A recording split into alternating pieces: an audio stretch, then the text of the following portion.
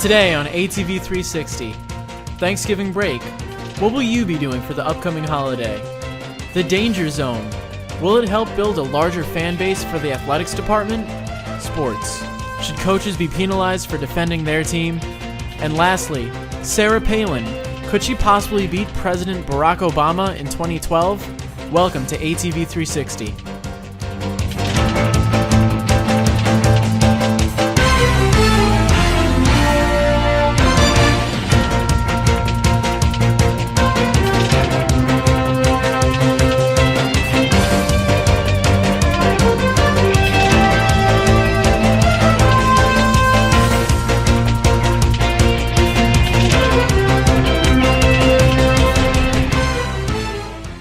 Hi, welcome to ATV 360. I'm Lisa Belli. I'm Suzy Clefay. And I'm Will Gallagher. It's Thanksgiving week, guys. Are you doing anything special for Thanksgiving? Yes, I am going to a family friend's house. This is my 5th Thanksgiving because I'm from New Zealand. And you don't celebrate anything in No, we don't celebrate it back home. And I am so excited. I can't wait to eat till I can't move. And I think it's like the greatest American tradition. That is the best part about Thanksgiving, eating until you can't move. What about you, Will? My family actually goes down to this thing in Troy called the Turkey Trot, where they have a kids race, a 5K race, and a 10K race. And what we used to do was called the turkey leg, where we ran from the beginning of the race, to this restaurant called the Ale House. And they would do this thing called a bottomless cup, where you paid like $10 and you could have as much beer as you wanted for free, and all the money went to charity. Awesome. Well, the cops shut it down a few years ago. So when they did that, our family started throwing a big catered event right on the opposite side of the street.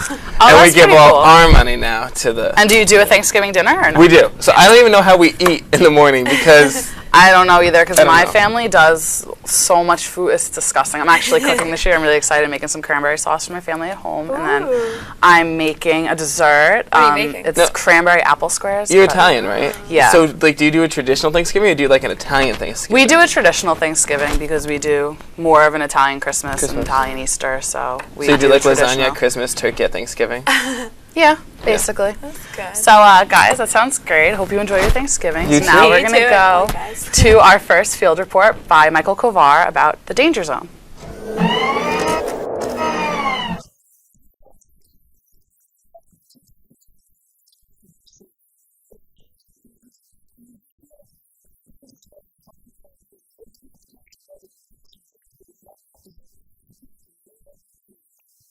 The physical education building was the place to be before the basketball games. The Danger Zone knows how to throw a party. There was a DJ, they served food and refreshments, handed out t-shirts, and raffled off an iPad. I had a chance to speak with Lee Saravello about all of the work that went into making this party possible.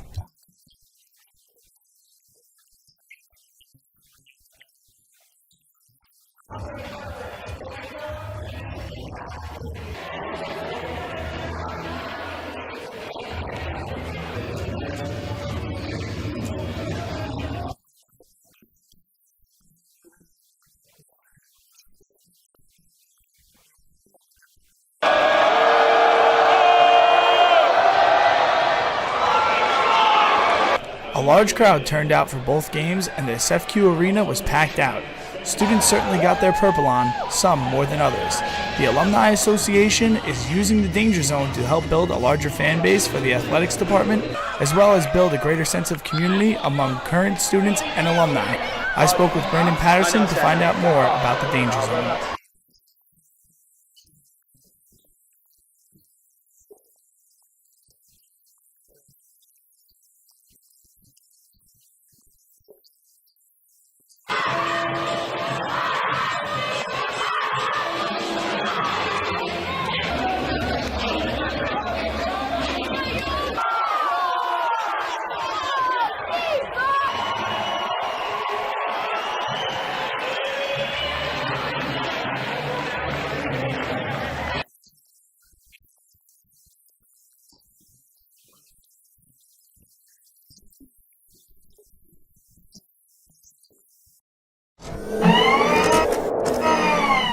Thanks for that report, Michael. Now, Suzy, do you think that the Danger Zone will help build a larger fan base at these sporting events for the athletics department? Honestly, I don't think it will build that much of a larger fan base. The thing that's going to build a larger fan base is if the team does well. Sure, at the games that they put on and they provide food and T-shirts and stuff, people are going to go to that, sure, just to get the free things. But the other games, they're not going to go to it because simply our team doesn't do that well. Last year, our record was 7-25. Who wants to go watch a game when we're losing? Now, what team is that? The basketball team? Sorry, the men's basketball game. Yes, well, we all know about our basketball team. What do you sorry. think about that, Will? Oh, I think it absolutely will help. I mean, just looking at other colleges, RPI has created something called the Red Army, and their hockey team is building back up, but the Red Army has helped create a fan base at their hockey events, at their D3 football events, and Siena has created something called the Dog Pound, which is the same idea as the Danger Zone, and it has tripled the amount of students who go to Siena basketball games. Now, do you guys... Wait, Siena basketball games. Yes. Siena basketball team does well. My point is that... But they don't always do well. Okay, but they probably do better than our basketball team. I was in Maryland this weekend for the Final Four of field hockey.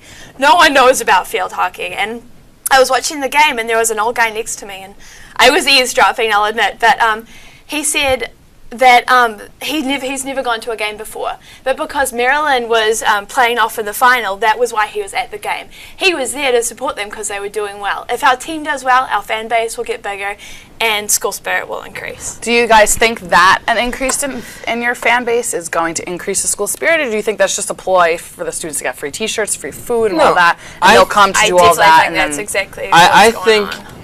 and this is just as a kid who loved sports, that it all comes from the heart. You know, you go, you have a good time. People love free stuff, so it's an incentive to get them there. But once they're there, you know, to be at a game, it's just, there's nothing more fun than to be at a live game. And you'll get that loyalty by your team doing well. Our team doesn't do well, and you know, I appreciate that they're trying hard. right, but but every team, I mean, even look at the Yankees. In seasons where they're awful, they still have a massive fan base. And the Yankees and you Albany basketball. Right, but seriously, but what I'm comparison. saying is, this is only the purple and gold ambassador said that this is only the second year of the Danger Zone. I would not have believed that. You see it everywhere. So, guys, well, we're about to go to a few commercials brought to you by Albany Student Television.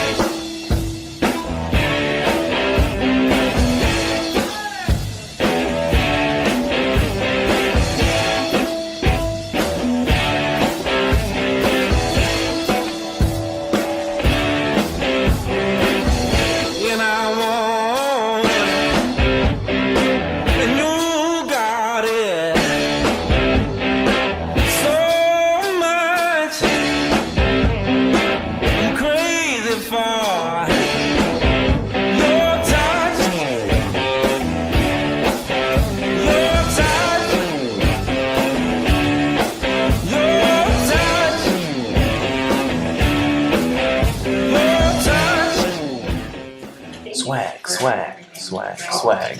Hey, what's up? How you doing?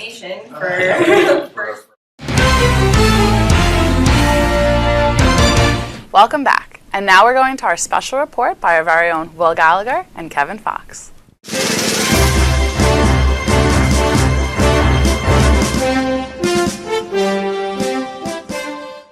A major part of both the Student Association and Resident Life departments on campus is devoted to student programming. Both groups devote a lot of money, time, and effort to after-hours events. According to its website, the SA provides concerts, comedy shows, multicultural programming, and funds more than 200 student groups, organizations, and student legal services. The 200 Student Association groups provide so much programming there isn't enough time in the day to attend all the events. Groups like the Earthtones, Serendipity, the Sketchy Characters, Nemesis, and so many more hold annual shows. Political action groups have regular activist meetings and events. Media groups, including ATV and the ASP, are completely produced by the students. Then, on top of the student group events, the Student Association has its own events, like Fall Fest and Fountain Day. There is no question that the Student Association takes your student activity fee and puts it to work. Res Life programming is separate from SA programming. Aside from events like Clash of the Quads, Res Life depends on the RAs to plan the majority of its events.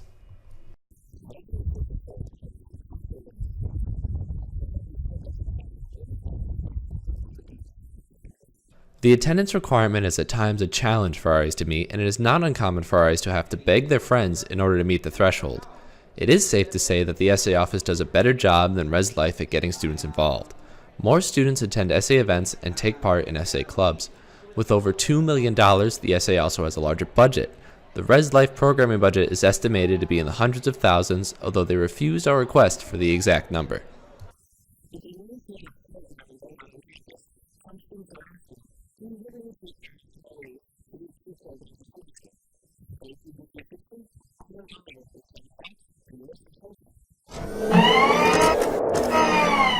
Thanks for that, boys. Now we're going to our special report about students returning to school by Dana Levinson. Times have changed. No longer can a high school graduate easily begin a lifelong career without additional schooling. I spoke with public relations professor Ronald Kermani, who explained that the downturn in the economy is the main driving force that is getting adults back into the classroom. He also believes that, especially in today's competitive job market, that there's an economic value to getting an education, as many jobs today require undergraduate and master's degrees.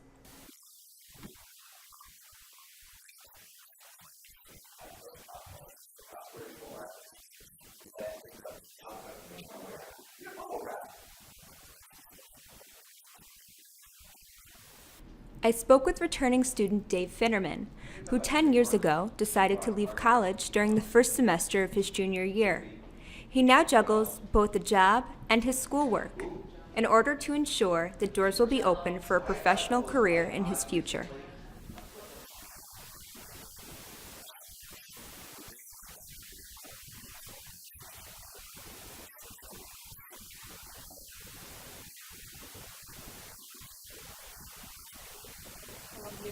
Student Marianne Johannesson has decided to earn her undergraduate degree later in life.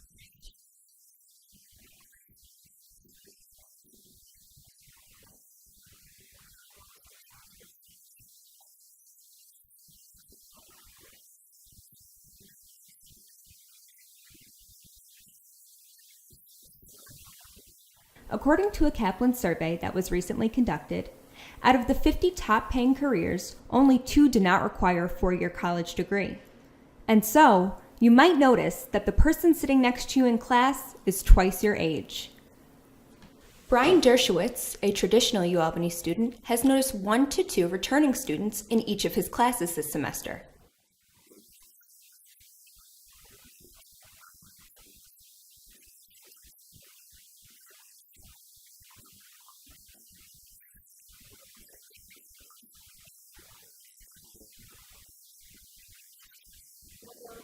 Four years ago, Thomas Cobb returned to school to improve his skills in the culinary arts.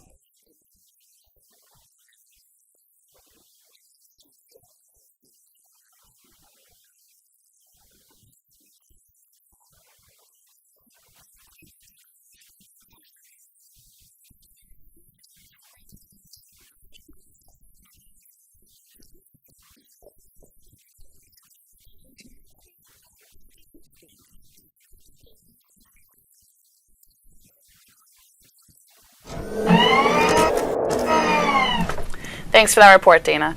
Now, guys, what do you think about older students returning to school? Do you think it's a good thing, or what do you think, Will? I mean, yes, it isn't good for them. I have several family members who go back to college every couple of years just for fun or for a new degree, but... For fun? For fun. Seriously, I have a cousin who is 60-something and she's still taking classes.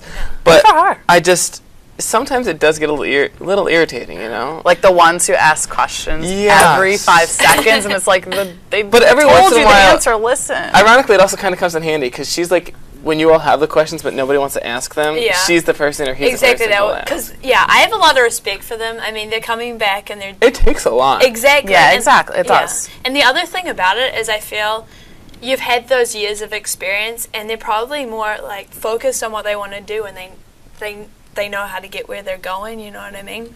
So I think they're not wasting time, which like some college students, when you're in your early 20s with partying and stuff, you can tend to do. So they're not wasting money. And I have a lot of respect for them. I have a few in some of my classes. They do what they're doing. Actually, Dave Finnerman, he's in my education class, the one in that in the field report, and he's in one of my classes, and he likes to crack jokes and whatever, but he does what he needs to do, and there's a few others in that class, and they're doing what they need to do. So, I mean, proud of them, right? For sure. Okay, so we're going to be back after a few messages from Albany Student Television. Your love, he the type to keep a couple $100,000 in the rubber band. Just left MoneyGram in the lemon land. Hot damn, make me scream like a summer jam. I mean, that shorty must be from the motherland. Anyway, I think I met him in the sky. When I was a geisha, he was a samurai. Somehow I understood him when he spoke Thai. Never spoke lies and he never broke fly. S on my chest, let me get my cape on. He's so thugged out, Ghostface and Raekwon. Convict just like Akon. Cause you know the stitches be putting the Jake on. Shouty, I'm only tell you this once. You're the illest boss I that dough. For your love and I'm gonna die hard like Bruce Willis. You got spark, you got spark, you got something all the girls want. You're like a candy store and I'm a top lord. You got me wanting more and more. Your love, your love, your love, your love.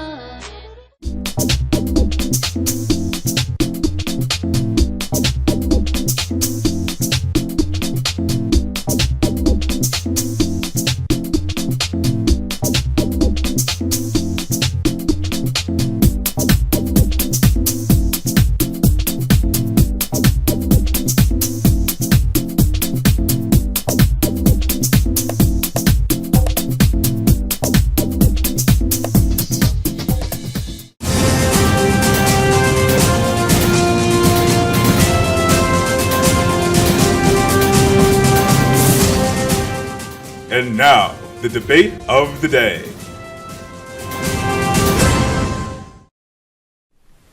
Welcome back. Now for one of our big debates of the day. The RPI men's ice hockey coach, Seth Appert, has been suspended from one game for showing up the league by a supposed bad call from the refs. Well, Will, do you think that... No, I don't. I don't know. I'm going to catch up right here because I know what you're going to ask. I do not think he should have been suspended. I think it is the coach's job to defend your team. I mean, at the college level, the teammates do a lot of the work. The captains really are the ones on the ice for them for the most part. And the coach is there to guide them and to watch after them. So you don't think that they should be penalized for defending their team? No. No matter what? Well, can I ask you, have you ever reffed a game? No, I have not. Okay, well, I have, and I'll tell you it's one of the worst experiences ever because it's really hard to get everything absolutely right.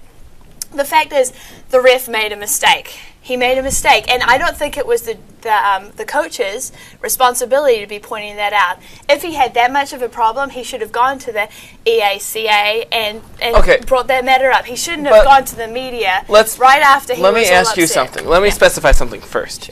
Here's a little bit of detail for that game. There was about 15 seconds left. RPI was down 2-1. They scored the goal.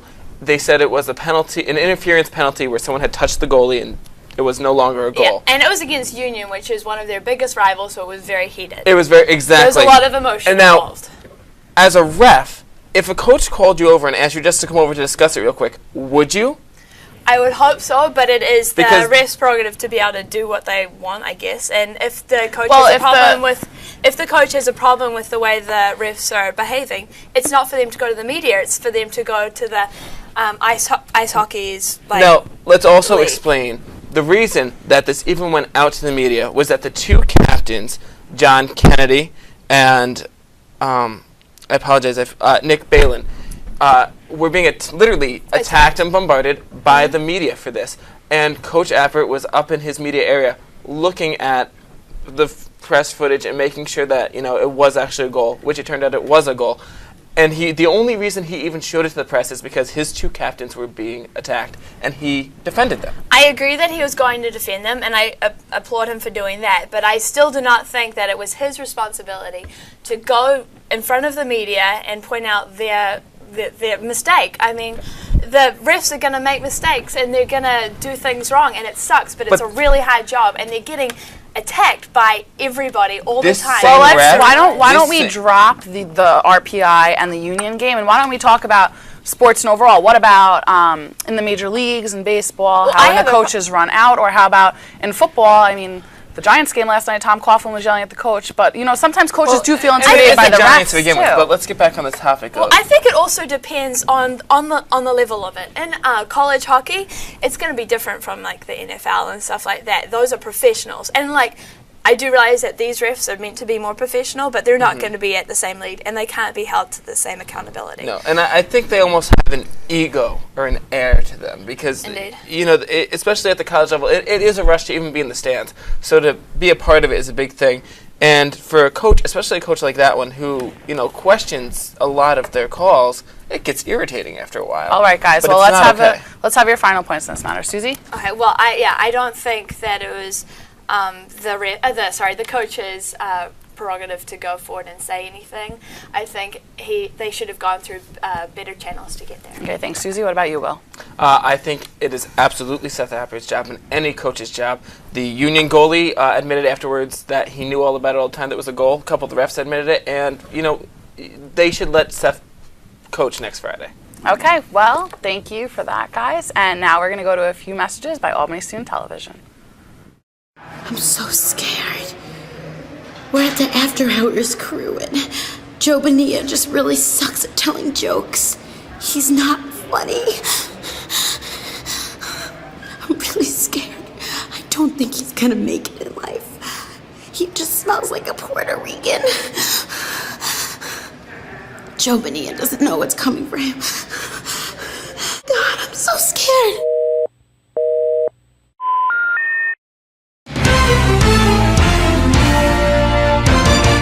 Welcome back. And now for our second big debate of the day. Sarah Palin. Could she beat Barack Obama in the next presidential election in 2012? Will, what do you think? I don't think she could. To start off with, she couldn't win as a vice president. I don't think that she could. Well, do you think it was her fault that she didn't win as the vice president? Yes, do you think it was the president's fault? I think actually bringing Sarah Palin in hurt John McCain. This is back in 2008, though. We're in 2010, and the next elections are in 2012. You're right. I don't think we can compare her back then to. Well, I think she's actually hurt herself more from ever having a chance again. First of all, she should not. I don't think she should have succeeded or given up her seat as governor, because leaving politics to go and be the president. Yes, I guess you could say it's responsible because then she's not ignoring the state. But George Pataki did it. He didn't make it to the elections or anything, but okay, well, you have to look at the first 2 years that we've had since the elections and where she wasn't.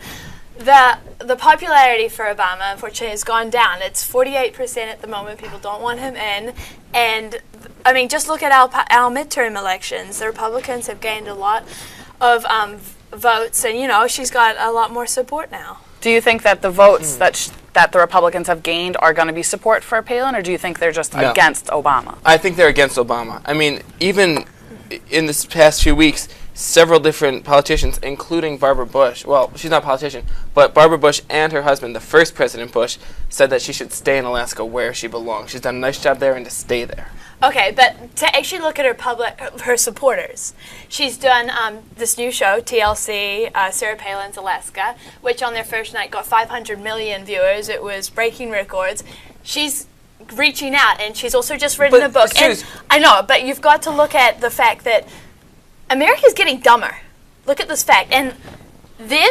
Where do you get that fact from, that America's getting dumber? We're getting frustrated. I agree with you. This is from a Harvard study by Kiku Adoto. I can't pronounce this, sorry. And he was just looking at the way people are learning, and that we're not learning as well as we used to. And the fact is, Sarah Palin is appealing to people on the same level. And it sucks. Oh, I personally think it sucks because she's dumbing down politics. But that's what's appealing to the public. And that's what's going to get her votes. It's not going to get her votes. It's going to get her a TV show, and it's what is getting her daughter to win that dancing show, even though her daughter can't dance. You go on her website. She already has a website in hopes of running for president called Palin for Prez 2012. And they have linked article upon article about her and what she's doing. And 90% of the articles, even though they're on her actual website, are almost bashing her. Or who are they written by? They're written by the New York Times, the New York Post, the AP, established papers. It's not MSNBC going after her. Even Fox News goes after her every once in a while. I mean, There's been a recent New York article, and to paraphrase this, logic doesn't apply to Palin. Her career trajectory would be judged dreadful. However, her amateurism and liabilities are badges of honor. She's done. Her publicity is terrible. All right, Suzy. Okay, so let's get our final points in this matter. Will? Sarah Palin is great when it comes to publicity. Any station would be great to nab her for a TV show because her dolls sell, her comic books sell. But if she runs this country, I'm going to Canada. Thanks, Will. What about you, Suzy? As Sarah Palin has said, don't retreat, reload. She's getting out there, she's getting her face in the public, and I think she has a great chance of challenging Obama in the next election. But you're going to be in New Zealand. So okay, okay, guys. Well, that's been our show. I'm Lisa Belli. I'm Suzy Clefane. And I'm Will Gallagher. Stay tuned for ATV Weather.